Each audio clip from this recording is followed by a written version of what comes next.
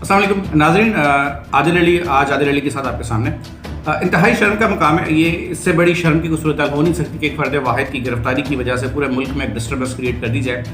ایک طرف آپ کے پولیس کے اعلیٰ افسران کو بھی زخمی کر دیا جائے، دوسری طرف آپ کراچی جیسے بڑے شہر میں کئی دیگر ایسے اسپاٹس جو کہ مین شاہراہیں ہیں جہاں سے مین ٹریفک کا فلو ہوتا ہے، ان تمام راستوں کو بند کر دیا جائے اور عوام کو مشکل سے پہنچا کر دیا جائے۔ عمران خان صاحب کی گرفتاری کے ڈرامے روز چل رہے ہیں، روزانہ ان کے وارنٹ ایشو ہوتے ہیں، روزانہ کوئی نہ کوئی عدالت انہیں ریلیف فراہم کر دیتی ہے۔ بچز of riches I can relate here کہ امیروں کی عدلیہ جو الگ ہے، غریبوں کی عدلیہ الگ ہے، انصاف کے معیار، انصاف کا ترازو غریبوں کے لیے الگ ہے، امیروں کے لیے الگ ہے۔ عمران خان صاحب سے پوچھ کے ان کو گرفتار کیا جائے گا کہ بھائی آپ کا گرفتار ہونا چاہتے ہیں اور کب آپ گرفتاری دینا چاہتے ہیں، کس طرح دینا چاہتے ہیں، آپ کے لیے چارٹر جہاز لے کے آنا ہے، آپ کے لیے ہیلی کاپٹر لے کے آنا ہے، آپ کو کس طرح سے کہاں کون سی جیل میں کن سہولیات کے ساتھ رکھنا ہے، آپ کو کھینچنے کے لیے کیا پیش کرنا ہے، آپ کو پینے کے لیے کیا پیش کرنا ہے، آپ کو کھیلنے کے لیے کیا پیش کرنا ہے، یا آپ کی لطف انگیزی کے لیے، آپ کے لطف اندوزی کے لیے آپ کو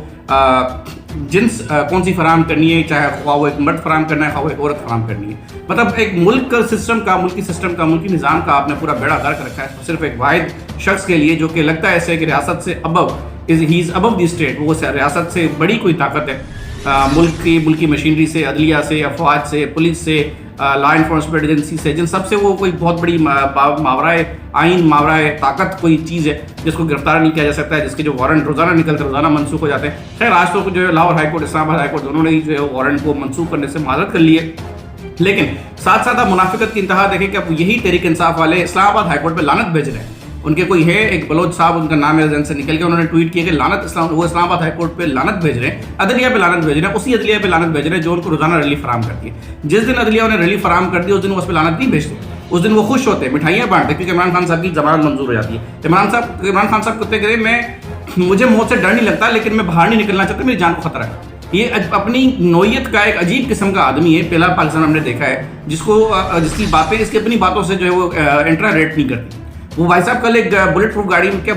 بم پروف گاڑی میں بیٹھ کے اپنی قوم سے خطاب کر رہے ہیں، اور ابھی میں نے کراچی کچھ شاہراہوں کو دیکھا ہے جہاں سے میں ہوتا ہوا آیا ہوں، 1.5 درجن 3 درجن کے قریب لوگ کھڑے ہوئے اور انہوں نے سڑکیں بلاک کی ہوئی ہیں، پولیس کھڑی ہوئی ہے، آرام سے دیکھ رہی ہے، تماشا دیکھ رہی ہے، کچھ بھی نہیں ہو رہا۔ ٹریفک بند ہے، گاڑیاں نہیں گزر سکتی، مریض پریشان ہیں، ایمبولینسیں پھنسی ہوئی ہیں، لوگوں کی گاڑیوں کے فیول ختم ہو چکے ہیں، عوام سڑکوں پہ خوار ہو رہی ہے، اور اب تک کوئی فیصلہ نہیں ہوا کہ عمران خان صاحب نے گرفتار ہونا بھی یا نہیں ہونا۔ ضلع لائی کے آگے جو ہے وہ لوگ درباری بن کے کھڑے ہوئے ہوں گے، سر آپ نے چلنا ہے نہیں چلنا بتا دیں ہم کرنا کیا ہے۔ تو اگر اس قسم کے حالات اس اسٹیٹ میں رہیں گے، ریاست کے اندر رہیں گے، اور یہ ریاست روزانہ عمران خان صاحب کے ان تماشوں کا بوجھ اٹھاتی رہے گی کہ ہماری جگ ہسائی پوری دنیا میں ہوتی رہے گی، ایک چور، توشہ خانہ چور، ٹیریان کیس، فورن فنڈنگ، اداروں پہ حملے، عدلیہ کی توہین عدالت، پتہ نہیں اور کون سے مسئلے۔ آپ ابھی سید علی بلال جو کا کارکن تھا، اس کی شہادت کا واقعہ دیکھ لیں، کتنے متعدد کیس ہیں جس میں عمران خان صاحب مطلوب ہے، جن پہ ان کے پرچے کٹے ہوئے ہیں، جن میں ان کو گرفتار کیا جاتا ہے، لیکن نہیں۔